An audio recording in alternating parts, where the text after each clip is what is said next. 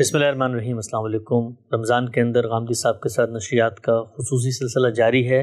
آغاز کرتے ہیں سابق ہمارے ساتھ تشریف فرما ہے جناب جاوید احمد غامدی صاحب۔ السلام علیکم غامدی صاحب۔ وعلیکم السلام۔ آپ سے بہت شکریہ آپ کے وقت کا۔ ہمارے پروگرام کے بارے میں آپ حضرات جانتے ہیں کہ قرآن مجید کا ایک متعین حصہ ہم شروع میں زیر بحث لاتے ہیں، روایات زیر بحث آتی ہیں، اور پھر آپ حضرات کی جانب سے موصول ہوئے سوالات بھی غامدی صاحب کی خدمت میں رکھتے ہیں۔ غامدی صاحب آج جس موضوع کا میں نے انتخاب کیا ہے وہ انفاق و زکوٰۃ ہے۔ قرآن مجید کی آیات میرے سامنے ہیں۔ سورہ توبہ میں ارشاد فرمایا ہے، ایمان والوں، ان فقیہوں اور راہبوں میں بہتیرے ایسے ہیں جو لوگوں کا مال باطل طریقوں سے کھاتے اور اللہ کی راہ سے روکتے ہیں، سو ان لوگوں کو دردناک عذاب کی خوشخبری دو، اور جو ان میں سے سونا اور چاندی ڈھیر کر رہے ہیں اور اسے اللہ کی راہ میں خرچ نہیں کرتے، اس دن جب ان کے اس سونے اور چاندی پر دوزخ کی آگ دہکائی جائے گی، پھر ان کی پیشانیاں اور ان کے پہلو اور ان کی پیٹھیں اس سے داغی جائیں گی، یہی ہے جس کو تم نے اپنے لیے جمع کر رکھا تھا، سو چکھو اس کو جو تم جمع کر رہے ہو۔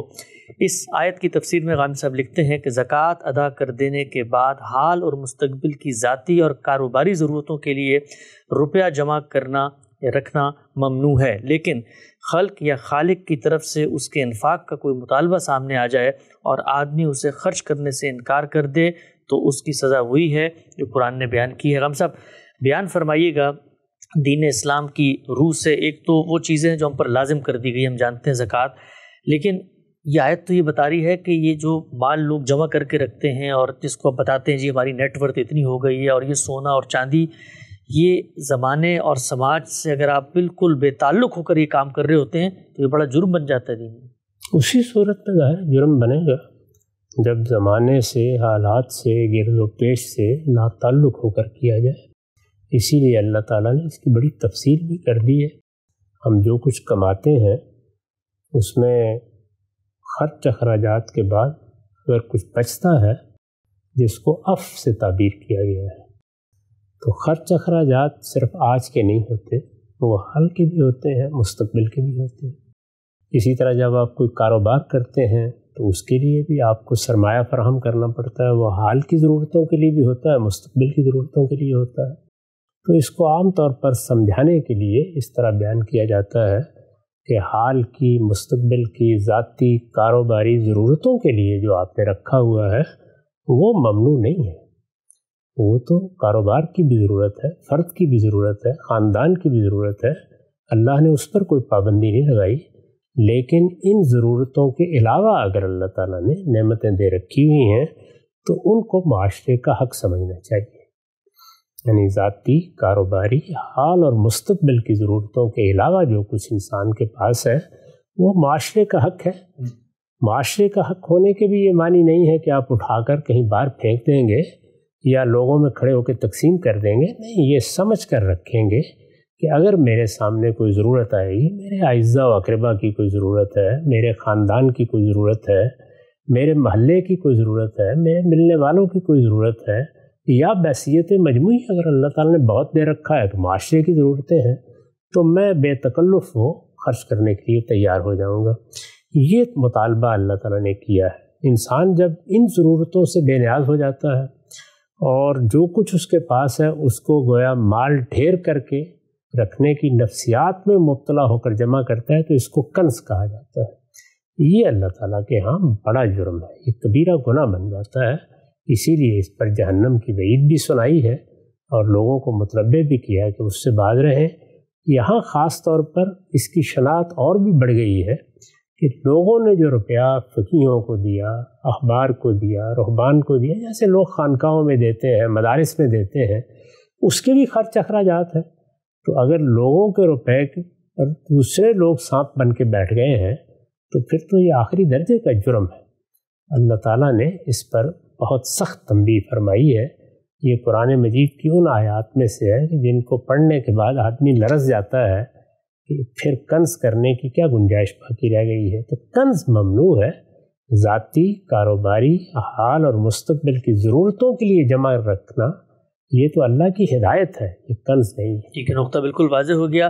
اسی بات کو مولانا امین احسن اصلاحی اپنی تفسیر میں یوں بیان کرتے ہیں، یہ انفاق حکمت کا خزانہ بخشتا ہے، اسی سے نور قلب میں افزونی ہوتی ہے۔ اگر مال کے ڈھیر رکھتے ہوئے کوئی شخص اپنے پاس پڑوس کے یتیموں، بے کسوں، ناداروں سے بے پرواہ رہے، یا دعوت دین یا اقامت دین، تعلیم دین اور جہاد فی سبیل اللہ کے دوسرے کاموں سے بے تعلق ہو جائے تو وہ عند اللہ مواخذے اور مسئولیت سے بری نہیں ہو سکتا، اگرچہ اس نے اپنے مال کا قانونی تقاضا پورا کر دیا ہو۔ اچھا قاضی صاحب، اس آیت کے اندر ایک بڑی ہی سنگین سزا بیان ہوئی ہے، یعنی قیامت کے دن یہی ڈھیر ہیں جن کو جمع کر دیا جائے گا، اور جہنم میں جب انسان کو دھکیلا جائے گا تو اسی کی آگ کے ڈھیروں سے ان کی پیٹھوں کو داغا جائے گا۔ بڑی سخت سزا معلوم ہوتی ہے، یہ سختی کی وجہ کیا ہے اتنی؟ یہ وجہ اس لیے کہ اللہ تعالیٰ نے اس دنیا میں انسانوں کو یکساں پیدا نہیں کیا، کسی کے پاس زیادہ ہے، کسی کے پاس کم ہے، دنیا میں غربت بھی ہے، دنیا میں بیماری بھی ہے، دنیا میں جنگیں آ جاتی ہیں، دنیا میں قحط آلام سب چیزیں ہیں۔ تو اس میں چونکہ اللہ تعالیٰ نے انسان کو ان غرباء تک یا محروموں تک مال پہنچانے کا ذریعہ بنایا ہے کہ یہ آدمی اگر اس پر عمل نہیں کرتا تو یہ مال غصب کر لینے کا مجرم بن گیا، اس نے لوگوں کے حق پر ڈاکہ ڈال دیا ہے، اس لیے اس کی سزا سخت ہے۔ جس طرح سے چوری کر لینے کی سزا جانتے ہیں آپ بہت سخت ہے، لوگوں کا مال لوٹ لینے کی سزا بہت سخت ہے، تو یہ بھی اصل میں لوگوں کا حق ہے جس کو اس نے ادا کرنے سے انکار کر دیا۔ تو بالکل واضح ہو گیا یہ سزا اور جرم کی مناسبت کیا ہے۔ اس کے حوالے سے بھی غام صاحب نے اپنی تفسیر میں مولانا امین حسن اصلاحی کا اقتباس لکھا ہے، میں اس کو یہاں پر پڑھ دیتا ہوں۔ وہ فرماتے ہیں کہ دولت جمع کرنے کی سرگردانی میں بڑا دخل دو چیزوں کو ہوتا ہے، ایک ہم چشموں میں اپنا سر اونچا رکھنے کی خواہش، دوسرا اپنے ذاتی آرام اور راحت کی طلب۔ فرمایا کہ جو لوگ دنیا میں سربلندی اور فخر کی خاطر دونوں جمع کریں گے، ان کی دولت بروز قیامت ان کی پیشانی پر داغ لگائے گی۔ اسی طرح جو لوگ نرم ریشمین اور مخملی گدوں اور غالیچوں، قالینوں اور صوفوں کے در پہ ہو کے انفاق کی سعادت سے محروم رہیں، ان کی بچائی ہوئی دولت ان کے پہلوؤں میں ان کی پیٹھوں کو زخمی کر دے گی۔ ہم سب پورے دین کہ جب ہم خلاصہ کرتے ہیں تو دو ہی چیزیں سامنے آتی ہیں کہ دین بنیادی طور پہ ادائے حقوق کا نام ہے، خالق کا جو حق ہے اس کو ادا کیا جائے، بندوں کا جو حق ہے اس کو ادا کیا جائے۔ ہمارے ہاں یہ ہوتا ہے کہ ہم بسا اوقات خالق کے حقوق تو پوری طرح سے ادا کر رہے ہوتے ہیں لیکن اپنے گرد و پیش سے بالکل غیر متعلق ہو جاتے ہیں، جبکہ باقی مذاہب کے اندر ہمیں یہ نظر آتا ہے کہ وہ اپنے گرد و پیش سے بہت متعلق نظر آتے ہیں۔ کمیونٹی لیونگ کا تصور ہوتا ہے، لوگوں کے ساتھ جینا، لوگوں کی ضروریات کو پورا کرنا۔ مسلمان دیتے تو بہت ہیں لیکن جن کو اللہ نے بہت کچھ دیا ہوا ہوتا ہے وہ بالکل سوسائٹی کے اندر ایک ایلین نظر آ رہے ہوتے ہیں، یعنی اتنا فرق نظر آ رہا ہوتا ہے، ان کو وہ درد محسوس نہیں ہو رہا تھا۔ اس کے بارے میں کیا کہتے ہیں؟ بہت بڑی تعداد مسلمانوں میں بھی ایسی ہے جو بہت انفاق کرتی ہے، ہمارے یہاں بھی چیریٹی کچھ کم نہیں ہوتی، اس کے رخ بعض اوقات غلط ہو جاتے ہیں، اور دوسرے یہ کہ کمیونٹی کی سطح پر ہم اس کو منظم نہیں کر پاتے۔ دنیا میں زیادہ تر یہ کمیونٹی کی سطح پر منظم کر لیا جاتا ہے، اس سے اس کی افادیت بہت بڑھ جاتی ہے، تاثر بھی بہت مختلف ہوتا ہے۔ چنانچہ کتنی اقلیتیں ہیں دنیا میں جنہوں نے بڑا اچھا نظام اپنے لوگوں کے لیے بنا رکھا ہوا ہے، ان کے ہاں کوئی آدمی بھوکوں نہیں مرتا، تعلیم سے محروم نہیں رہتا، وہ اگر کسی ایک جگہ سے دوسری جگہ ہجرت کرتا ہے تو پوری کمیونٹی اس کی مدد کرنے کے لیے تیار ہو جاتی ہے۔ تو یہ اصل میں انفاق کی تنظیم کا عمل ہے۔ جو خرابی ہمارے ہاں ہے وہ تنظیم کی خرابی ہے، اور وہ ہر جگہ ہے، اس لیے کہ 1.5 ارب پونے 2 ارب کی تعداد میں مسلمان ہیں، وہ اپنے اندر اجتماعیت اس طرح کی نہیں پیدا کر پاتے۔ ریاستوں کے نظم کے ساتھ بھی ان کا تعلق زیادہ تر بے تعلقی کا اور بغاوت کا ہوتا ہے۔ یہ چیز مسلمانوں میں پیدا ہو گئی ہے، اگر یہ ختم کر دی جائے تو ایسا نہیں ہے کہ انفرادی طور پر انفاق کم ہوتا ہے، بہت کرتے ہیں لوگ، اس کو کمیونٹی کی سطح پر، جماعت کی سطح پر منظم ہونا چاہیے، اس میں بڑی کوتاہی ہوتی ہے، اس سے افادیت میں بھی کمی آتی ہے، اس سے تاثر میں بھی کمی آتی ہے۔ نقطہ بالکل واضح ہو گیا۔ سورہ توبہ ہی کی ایک اور آیت ہے انفاقی سے متعلق، میں اس کو پڑھ دیتا ہوں۔ فرمایا تم ان کے مالوں کا صدقہ قبول کر لو، اس سے تم انہیں پاکیزہ بناؤ گے اور ان کا تزکیہ کرو گے، اور ان کے لیے دعا کرو، اس لیے کہ تمہاری دعا ان کے لیے بجائے تسکین ہوگی۔ اللہ سب کچھ سننے والا اور جاننے والا ہے۔ کیا وہ نہیں جانتے کہ اللہ ہی اپنے بندوں کی توبہ قبول کرتا ہے اور ان کے صدقات کی پذیرائی فرماتا ہے؟ اور نہیں جانتے کہ اللہ بڑا قبول کرنے والا اور رحم کرنے والا ہے۔ یہاں پر وہ صدقہ ہے جو اپنے گناہوں کی تلافی کے لیے وہ کرتے ہیں، اور اس سے یہ بھی معلوم ہوتا ہے کہ توبہ و تطہیر کے لیے سب سے زیادہ مؤثر چیز اللہ کی راہ میں صدقہ ہی ہے۔ ہم سب گزشتہ نشستوں میں ہم نے توبہ پر گفتگو کی تھی، آپ نے بتایا تھا کہ توبہ جب جرم ہوتا ہے اس کے بعد ندامت کا ایک جذبہ ہے۔ کیا توبہ کرنے کے لیے یہ بھی ایک مفید اور معاون چیز ہے کہ ہم اللہ کی راہ میں صدقہ کریں. یعنی ہم سے کوئی گناہ ہو گیا ہے تو اب ہم توبہ تو کر ہی رہے ہیں، لیکن اگر ہم صدقہ بھی کرتے ہیں، انفاق بھی کرتے ہیں، تو یہ بھی توبہ میں ایک وزن کو بڑھا دیتی ہے. اس میں کیا شک ہے؟ دیکھیے، ہم توبہ کرتے ہیں، اللہ کی طرف رجوع کرتے ہیں، تو کوئی چیز سفارش کے طور پر بھی پیش کرنی چاہیے. اچھا عمل ہی بہترین سفارش ہے. اگر نماز پڑھ کے توبہ کی ہے، روزہ رکھ کے توبہ کی ہے، انفاق کر کے توبہ کی ہے، کسی غریب کے سر پر ہاتھ رکھ کے توبہ کی ہے، اپنی طرف سے اللہ کی راہ میں کچھ خرچ کر کے توبہ کی ہے، تو امید کی جا سکتی ہے کہ یہ چیز سفارش کا ذریعہ بن جائے گی. اس کا ضرور اہتمام کرنا چاہیے.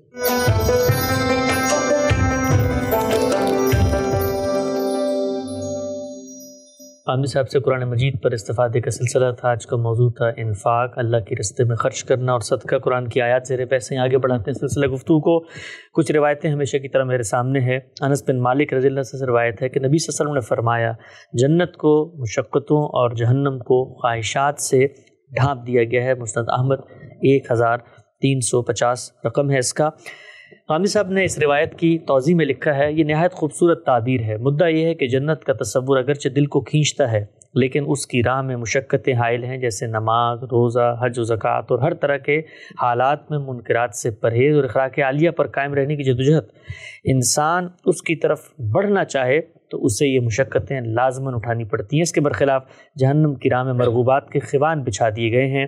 انہیں انسان کبھی نہیں چاہتا کہ وہ اس کا ایندھن بنے، لیکن یہ مرغوبات اس کو اپنی طرف کھینچتے ہیں اور انہی کی لذتوں میں کھویا اور بارہا اس کے دروازے تک پہنچ جاتا ہے. ہم سب ایک جملہ ہے، چند الفاظ ہیں، جنت کو مشقتوں اور جہنم کو خواہشات سے ڈھانپ دیا گیا ہے. گویا پوری کی پوری جو اللہ کی اسکیم ہے اس ایک جملے کے اندر سمٹ آئی ہے. اس میں کیا شبہ ہے؟ رسول اللہ صلی اللہ علیہ وسلم نے اپنے بارے میں یہ جو فرمایا ہے کہ اوتیت جوامع الکلم، یہ بھی انہی میں سے ہے. ایک جملے میں، دو الفاظ میں بعض اوقات ایسی بات کہہ دی جاتی ہے جو بڑی بڑی حقیقتوں کا احاطہ کر لیتی ہے. ہماری زندگی کیا ہے؟ ہماری جبلتیں ہیں، خواہشیں ہیں، جذبات ہیں.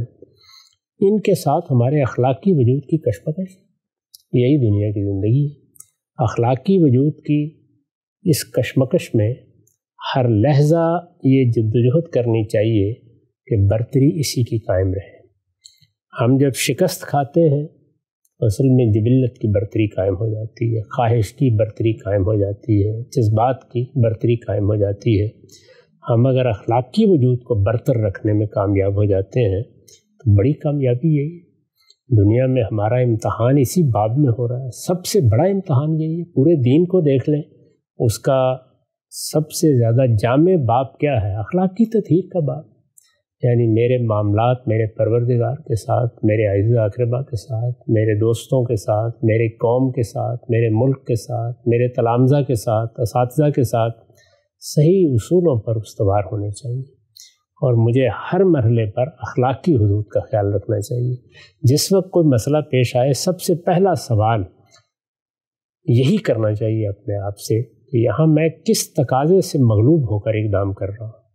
کیا میں نے اس کا کوئی اخلاقی اور عقلی تجزیہ کیا ہے اور میں اپنے اخلاقی حدود کے اندر رہ کر وہ کام کر رہا ہوں، یا میں نے ان کو لانگ جانے کا فیصلہ کر لیا ہے؟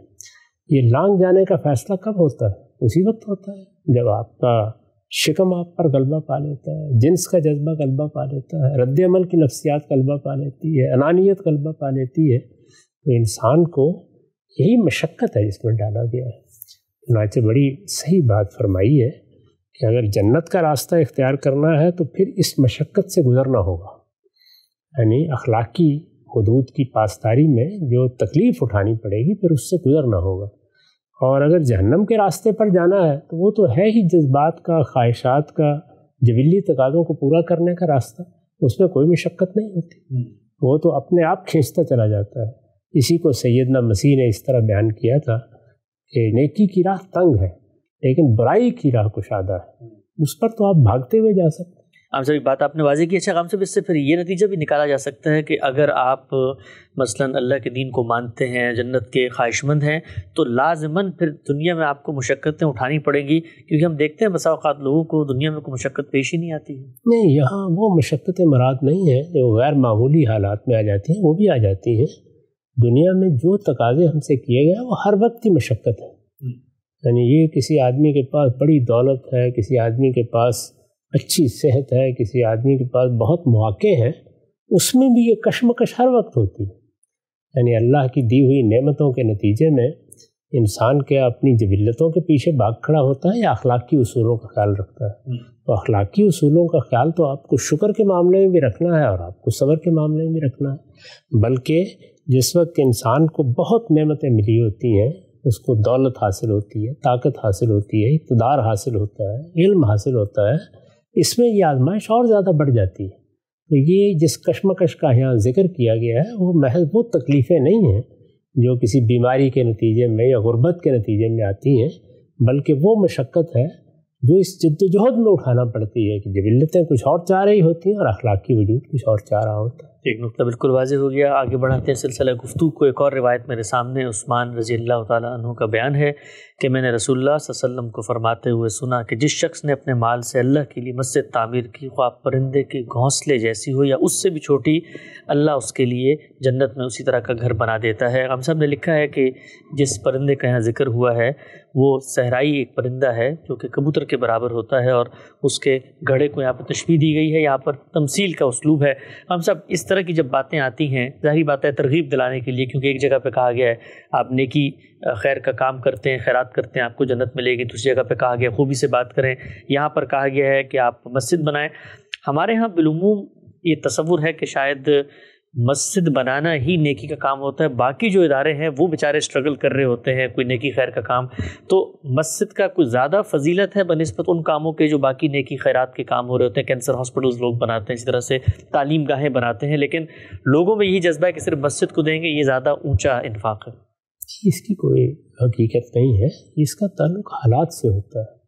یعنی کون سی چیز کی ضرورت ہے.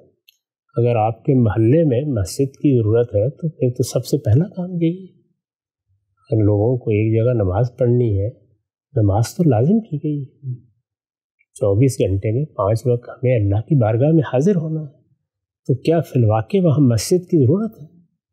مسجد بھی ضرورت کے تحت بنائی جاتی ہے اور مسجد شوق سے بنائی جاتی ہے. تو ضرورت کے تحت مسجد اگر ہے تو پھر تو وہ بڑی ضرورت بن جاتی ہے. لیکن شوق سے آدمی کام کرنا ہے تو وہاں 10 چیزیں دیکھی جائیں گی. اس وقت زیادہ اہتمام کس چیز کا ہے، کون سی چیز ہمیں بلا رہی ہے، کون سا تقاضا پیدا ہو گیا ہے، پھر ان ساری چیزوں کو دیکھنے کے بعد آپ فیصلہ کرتے ہیں. ٹھیک. اور ہم سب اس طرح کی جو تمثیلات آتی ہیں اتنی چھوٹی سی بھی بنا دیں تو یہ اصل میں تمثیل کا اسلوب ہوتا ہے. جی بالکل، یہ بتانا مقصود ہوتا ہے کہ کسی نیکی کو بھی حقیر نہ سمجھے. چھوٹی سے چھوٹی نیکی بھی اللہ تعالیٰ کے یہاں قبول کی جاتی ہے.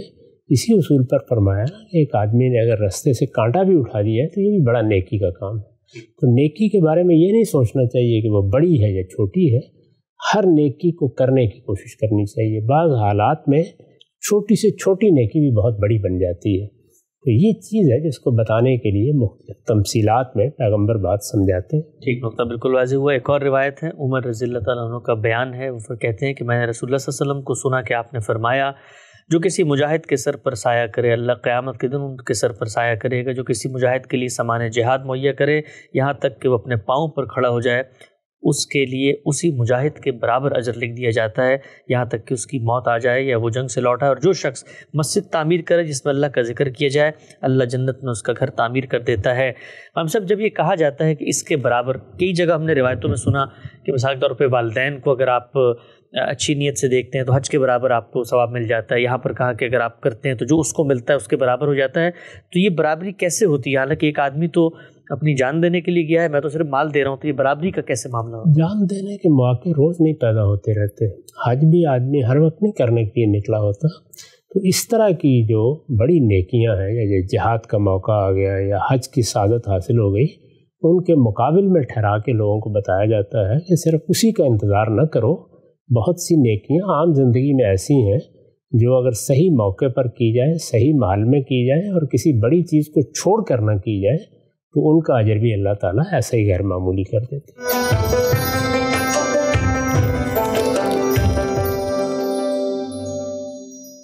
غامدی صاحب کے ساتھ قرآن مجید اور احادیث کے بعد اب سوالات کے سلسلے کو ہم رکھیں گے.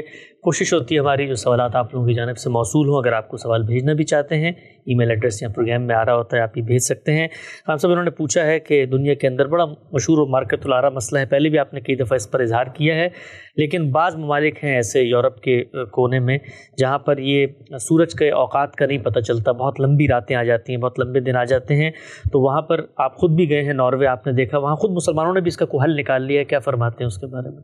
اس میں میرے نزدیک تو صحیح طریقہ یہی ہے کہ جہاں پر اس طرح کا معاملہ پیش آ جائے وہاں پر اللہ تعالیٰ نے جو اجازت دی ہے کہ بڑی مشقت پیش آ گئی ہے تو آپ روزوں کو دوسرے دنوں میں مؤخر کر سکتے ہیں.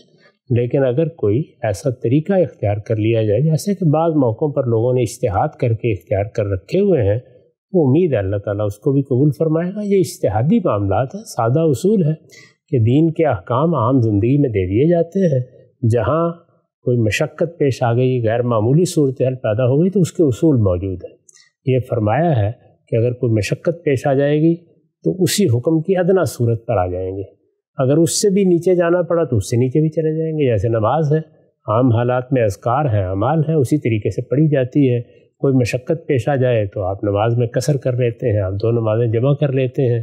اس سے بھی آگے معاملہ ہو تو فرمایا ہے فرجالوں نے رکبانہ پڑھ لیتے ہیں. اسی طرح کا معاملہ روزے میں ہوگا, اسی طرح سب عبادات میں ہوگا. تو بالکل واضح ہو گیا. یہ سوال ہے کہ دنیا اگر عدل کے اصول پر نہیں بنی تو کیا دنیا میں مذہب کی متعین کرتے سزائیں عدل کے تصور کے منافی ہیں؟ اس کا کوئی عدل سے تعلق نہیں ہے, وہ تو خدا کا عقاب ہے.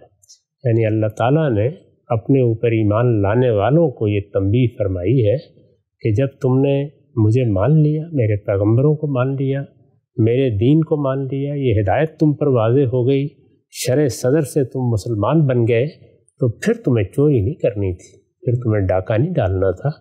اگر یہ کرو گے تو میری طرف سے یہ سزائیں. تو یہ اصل میں اللہ تعالیٰ کا عقاب ہے, اللہ کا عذاب ہے, جس کی ایک قسط دنیا میں نازل کی جاتی ہے. اس کا اس سے کوئی تعلق نہیں ہے جو دنیا میں سزائیں دی جاتی ہیں. دنیاوی سزائیں دنیا میں امن قائم کرنے کے لیے دی جاتی ہیں. یہ اللہ تعالیٰ کی جزا و سزا کا ظہور ہے جو دنیا میں بھی ہوتا ہے اور آخرت میں بھی ہوتا ہے. ہم سے پوچھا گیا ہے کہ بعض جانوروں کو نجس قرار دیا جاتا ہے, اس کی کیا حقیقت ہے؟ جن جانوروں کو نجس قرار دیا جاتا ہے اس کے لیے کوئی دلیل ہونی چاہیے. عام طور پر اگر آپ دیکھیں تو اس میں آپ کو کوئی صریح چیز نہیں ملتی بلکہ لوگوں کے قیاسات ہیں. میرے نزدیک نجاست کا یا غلاظت کا تعلق ہمارے فہم سے ہے. یعنی ہم اگر محسوس کرتے ہیں کہ کہیں کوئی غلاظت ہے یا نجاست ہے تو اس سے ہمیں اپنے آپ کو پاکیزہ رکھنا ہے, کیونکہ ہمارے دین میں بدن کی پاکیزگی بھی اہمیت رکھتی ہے, خورونوش کی پاکیزگی بھی اور اخلاق کی پاکیزگی. ٹھیک. یہ پوچھا گیا جی, جو شخص بغیر کسی عذر کے رمضان کے روزے ترک کر دے اور اس کو بعد میں اس چیز کا احساس ہو لیکن اتنے لمبے سالوں تک اس نے روزے نہ رکھے ہوئے ہوں تو کیا کرے؟ کیونکہ بسا اوقات بڑھاپے کے اندر اس چیز کا لوگوں کو اظہار ہوتا ہے, تو وہاں پر وہ کیا کفارہ ادا کر سکتا ہے؟ توبہ استغفار کرتا رہے, انفاق کرتا رہے, اور اگر کبھی توفیق ملے تو مہینے میں 2-3 روزے بھی رکھ لے. امید ہے اللہ تعالیٰ معاف فرمائے. ٹھیک. یہ پوچھا ہم سے بھی جو سحر و افطار کی دعائیں اکثر ہم سنتے ہیں, یہ کہ افطار کے بارے میں ساتھ 5 فصل میں کوئی مسنون دعائیں باقاعدہ بیان کی ہیں؟ ایک آدھ دعا ہے, باقی جو ہمارے ہاں عام طور پر لوگ نشر کرتے رہتے ہیں وہ لوگوں کی بنائی ہوئی دعائیں ہیں. اس طرح کی کوئی دعا جس میں اچھے کلمات ہوں وہ اگر آپ کرنا چاہیں تو کوئی معنی نہیں ہے.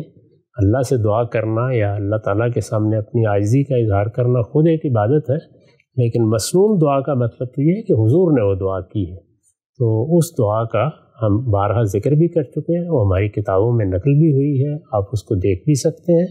وہ 1-2 دعائیں وہ ہیں جو حضور نے کسی موقع پر کی ہیں, وہ بڑی پاکیزہ دعائیں ہیں, وہ ضرور کرنی چاہیے. آخری 2 سوالات ہم سے آپ کی خدمت میں رکھتا ہوں. یہ پوچھا ہے انہوں نے کہ قرآن مجید میں سحری کے حوالے سے بیان ہوا ہے کہ کھاؤ پیو یہاں تک کہ فجر کی سفید دھاری کالی دھاری سے نمایاں ہو جائے, اس سے کیا مراد ہے؟ آسمان پر پیدا ہونے والے آثار ہیں.